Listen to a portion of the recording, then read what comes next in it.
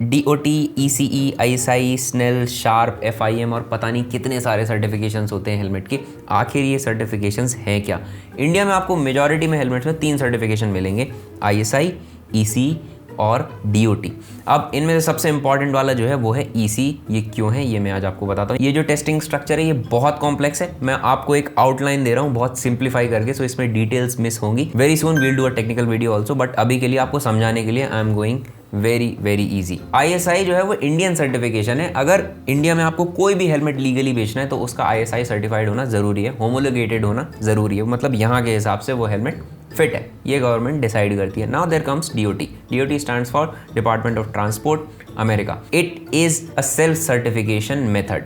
एक certain standard है, ये ऑनर सिस्टम पे काम करता है। सपोज मेरी एक कंपनी है, मैं हेलमेट बनाता हूँ तो मैं बोल सकता हूँ कि भाई ये हमने इंटरनली टेस्ट किया है, जो DOT ने स्टैंडर्ड सेट किए हैं ये उन स्टैंडर्ड्स को पार करता है, मतलब उन स्टैंडर्ड्स पे सेट है, ये क्रॉस कर जाएगा उन स्टैंडर्ड्स को। So we can certify this is a DOT helmet. Then we can push that DOT mark on the helmet and send it out in the market. This is called the self certification.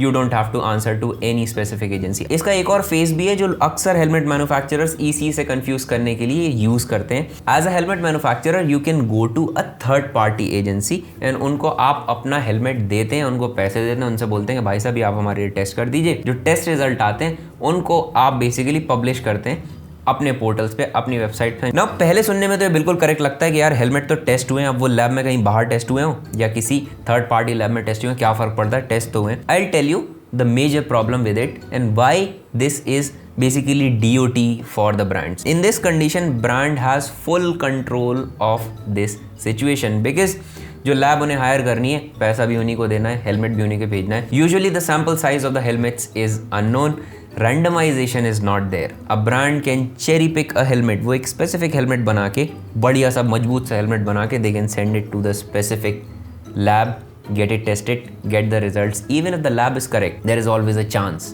There is always a chance that helmet manufacturers are going to play false. This is the basic example of a DOT certification. Even if you pass ECE standards and you are tested in a third party lab, this is just another DOT certification. It's a claim, it's a self claim. That's why it's an honor system, it's DOT. आप कितनी भी lab reports दे लें, when there is no sample size, no randomization, no internationally acknowledged control body, it's just another certification on your helmet for your helmet. आप DOT का sticker slab कीजिए and that's it. You cannot say that this thing is surpassed few standards because it is not the standard procedure. Now I'll come down to the most important part, ECE. ECE testing इतनी important है क्यों और ये इतनी जानी मानी क्यों जाती है? अगेन मैं आपको बहुत सिंपली बता रहा हूँ, इसलिए डिटेल्स मिस होंगी, हम इसका डिटेल वीडियो करेंगे, बट अभी के लिए I am telling it in a very simple way. So basically ECE is an international body.